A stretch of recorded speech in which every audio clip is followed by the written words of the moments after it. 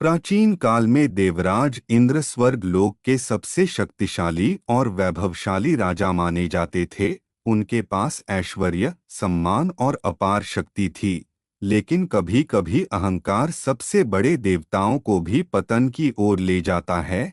एक दिन महान तपस्वी और क्रोधी स्वभाव के लिए प्रसिद्ध ऋषि दुर्वासा भगवान विष्णु से प्राप्त दिव्य पारिजात पुष्पों की माला लेकर स्वर्ग की ओर जा रहे थे।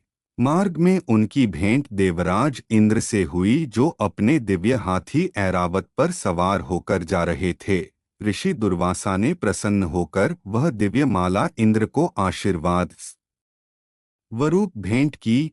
लेकिन इंद्र अपने वैभव और अहंकार में डूबे हुए थे और उन्होंने उस माला के महत्व को नहीं समझा। उन्होंने वह माला ऐरावत के सिर पर रख दी और ऐरावत ने उस माला को जमीन पर गिराकर अपने पैरों तले कुचल दिया। यह देखकर ऋषि दुर्वासा अत्यंत क्रोधित हो गए और उन्होंने इंद्र को श्राप दिया कि उनका सारा ऐश्वर्य, शक्ति और देवत्व समाप्त हो जाएगा।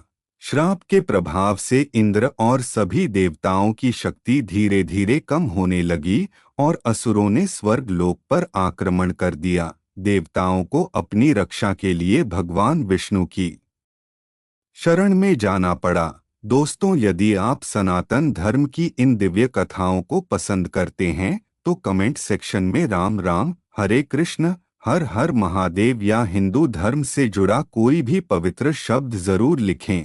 भगवान विष्णु ने देवताओं को समुद्र मंथन करने की सलाह दी ताकि अमृत प्राप्त करके वे अपनी शक्ति वापस पा सकें।